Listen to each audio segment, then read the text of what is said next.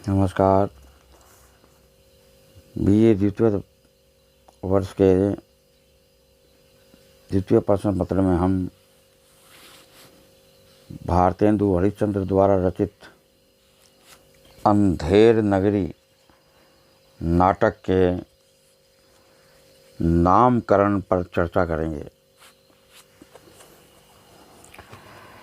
भारतेंदु हरिश्चंद्र ने अपने अंधेर नगरी नाटक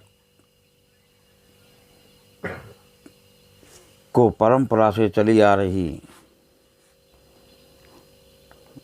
लोकोक्ति अंधेर नगरी चौपट राजा टके शेर भाजी टके शेर खाजा पर आधारित किया है, जिसमें बिहार के किसी मूर्ख और अत्याचारी शासक को आधार बनाकर उसके बुरे कर्मों को प्रकट किया गया है। एक सामान्य सी लोकोक्ति के द्वारा भारतेंदु ने उस वक्त की शासन व्यवस्था में फैले दोष, शोषण आदि को एक साथ इंगित करके अपने कौशल का परिचय दिया है। सामान्य रूप से हर वस्तु की पहचान के लिए हर वस्तु का कोई न कोई नाम ज़रूर होता है, जिससे उसकी विशेषता बनी रहे। हिंदी साहित्य में नाटकों का नामकरण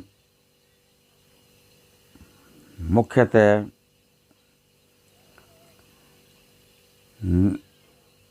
कुछ आधारों पर आधारित होता है।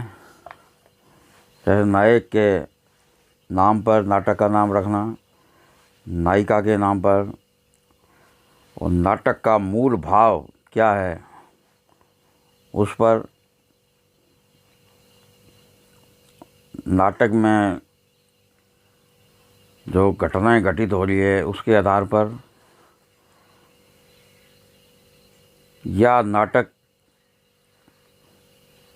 किस स्थान का है उस स्थान का नाम,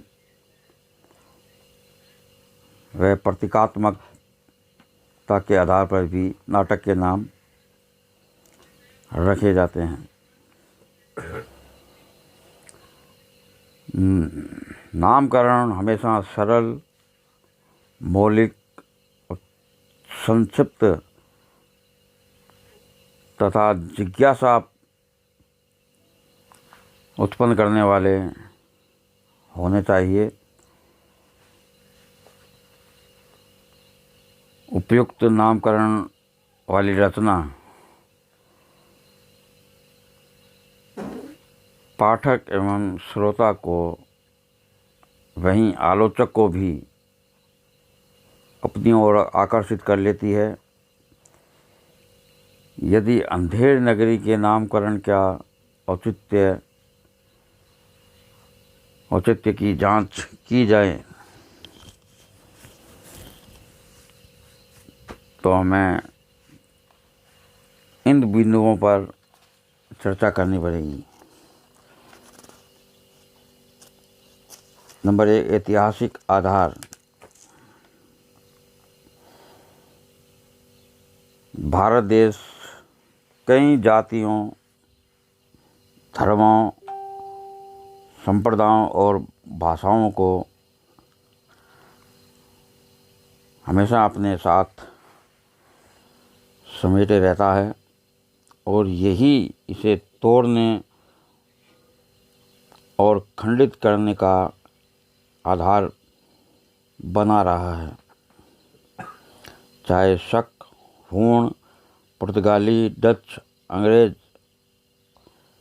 आदि कोई भी हो, हमारा इन्होंने शोषण किया और देश की जनता को उन्होंने कुचला, लेकिन हर बार हमारी गुलामी का मुख्य कारण आपसी भेदभाव, सांप्रदायिक आपसी मतभेद, धर्म के नाम पर लोगों को बांटना, हमारी आपसी फूट हमारे घर को तोड़ती रही है। भारतेंदु ने इस विषय को गंभीरता से लिया था, तभी तो उन्होंने कुंजलिन के मुंह से यह कहलवाया था, ले हिंदुस्तान का मेवा फूट और बेर। दूसरा, इसका सामाजिक आधार भी हो सकता है। भारतेंदु ने नाटक के आधार के रूप में जिस समाज को ग्रहण किया है वह अंग्रेजी शासनकाल का समाज है, जो काफ़ी भ्रष्ट शासकों के कारण और अधिक भ्रष्ट हो गया था। सारे समाज में अराजकता फैली हुई थी, अन्यायपूर्ण और विकृत व्यवस्था थी। चारों ओर लालच, शोषण और स्वार्थपरता फैली हुई थी। चना हाकिम सब जो खाते, सब पर दूना टिकस लगाते। भीतर होई मलिन की कारो, चाहे बाहर रंग चटकारो। उस समय समाज बाहर से चाहे जैसा भी दिखता हो, लेकिन अंदर से बिल्कुल मर्यादाहीन हो गया था। यह अंधी व्यवस्था, अंधे कानून और विवेक शून्य का प्रतीक बनकर रह गया था।